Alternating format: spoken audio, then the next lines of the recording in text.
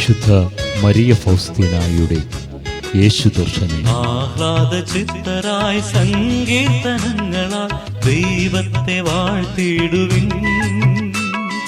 ശക്തി സങ്കേതമാ ഉന്നതനേശുവേ ആടിപ്പുകഴ്ത്തിടുവിൻ.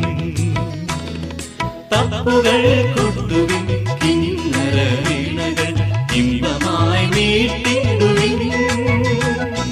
തപ്പുകൾ കൊട്ടുവിൻ, കിന്നര വീണകൾ ഇമ്പമായി മീട്ടിടുവിൻ. ഈ നാരകീയ അഗ്നിയാൽ ആത്മാവ് പടിപടിയായി പൂരിതമാകുമ്പോൾ അത് വലിയ നിരാശയിലേക്ക് പെട്ടെന്ന് പൂർണ്ണമായി ആഴ്ത്തപ്പെടുന്നു. ഞാനെൻ്റെ മുറിയിൽ തനിയെ ആയിരുന്നപ്പോഴാണ് എൻ്റെ ആത്മാവിന് ഈ അനുഭവമുണ്ടായത്. എൻ്റെ ആത്മാവ് ഈ നിരാശയിലേക്ക് ആഴ്ത്തപ്പെടാൻ തുടങ്ങിയപ്പോൾ എൻ്റെ അവസാനം അടുത്തുവെന്ന് ഞാൻ കരുതി. എന്നാൽ എൻ്റെ ചെറിയ ക്രൂശിത രൂപം കയ്യിലെടുത്ത് ഞാൻ അതിൽ മുറുകെ പിടിച്ചു. അപ്പോൾ എൻ്റെ ആത്മാവ് ശരീരത്തിൽ നിന്ന് വേർപെടുന്നതായി തോന്നി. അധികാരികളെ സമീപിക്കുവാൻ ആഗ്രഹിച്ചെങ്കിലും അതിനുള്ള ശാരീരിക ശക്തി എനിക്കുണ്ടായിരുന്നില്ല. ഞാൻ അവസാനത്തെ വാക്കുകൾ ഉച്ചരിച്ചു: അങ്ങയുടെ കരുണയിൽ ഞാൻ ശരണപ്പെടുന്നു. ഇത് ദൈവത്തെ കൂടുതൽ ശോഭിപ്പിച്ചുവെന്ന് എനിക്ക് തോന്നി. ഞാൻ നിരാശയിൽ മുങ്ങിത്താണു.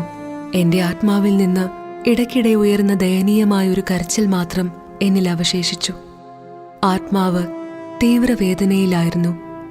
എൻ്റെ തന്നെ ശക്തിയാൽ അതിൽ നിന്ന് രക്ഷപ്പെടാൻ സാധ്യമല്ലാതിരുന്നതിനാൽ ഞാൻ ഈ അവസ്ഥയിൽ തന്നെ ആയിരിക്കുമെന്ന് വിചാരിച്ചു. ദൈവത്തെക്കുറിച്ചുള്ള എല്ലാ സ്മരണകളും സഹനത്തിന്റെ പറഞ്ഞറിയിക്കാൻ പറ്റാത്ത ഒരു സാഗരം തന്നെയായിരുന്നു. എന്നാൽ ഇതിനെല്ലാം ഉപരിയായി ദൈവത്തിലേക്ക് അടുപ്പിക്കുന്ന എന്തോ ഒന്ന് ആത്മാവിൽ കുടികൊണ്ടിരുന്നു. അതിനുവേണ്ടി കൂടുതൽ സഹിക്കണമെന്ന ആഗ്രഹവും ആത്മാവിലുണ്ടായി.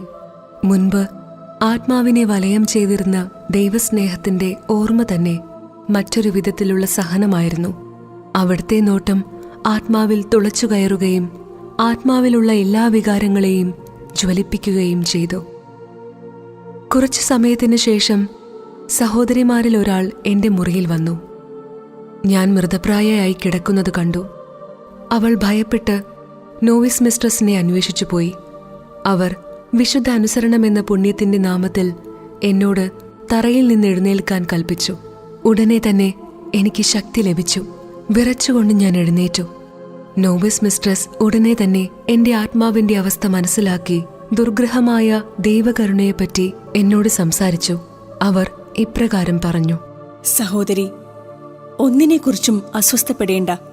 അനുസരണമെന്ന പുണ്യത്തിന്റെ യോഗ്യതയിൽ ഞാൻ നിന്നോട് ഇത് കൽപ്പിക്കുന്നു. ദൈവം നിന്നെ ഉന്നതമായ വിശുദ്ധ പദവിയിലേക്ക് വിളിക്കുന്നു എന്നു ഞാൻ ഇപ്പോൾ മനസ്സിലാക്കുന്നു. ഇത്ര വേഗം നിനക്കിതെല്ലാം അനുഭവിക്കാൻ അനുവദിക്കുന്നത് വഴി നിന്നെ അവിടത്തോട് വളരെ കൂടുതൽ അടുപ്പിക്കാൻ കർത്താവ് ആഗ്രഹിക്കുന്നു. സഹോദരി, ദൈവത്തോട് വിശ്വസ്തത പാലിക്കുക. എന്തെന്നാൽ സ്വർഗത്തിൽ നിനക്ക് ഒരു ഉന്നത സ്ഥാനം ലഭിക്കാൻ അവിടുന്ന് ആഗ്രഹിക്കുന്നു എന്നതിന്റെ അടയാളമാണിത്. പക്ഷേ അവർ പറഞ്ഞതിന്റെ ഒരക്ഷരവും എനിക്ക് മനസ്സിലായില്ല.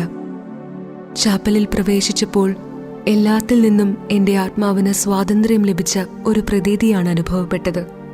ദൈവകരങ്ങളിൽ നിന്ന് അപ്പോൾ തന്നെ പുറത്തു വന്ന പോലുള്ള അനുഭവം. എൻ്റെ ആത്മാവിന്റെ വിശുദ്ധി ഞാൻ ഗ്രഹിച്ചു.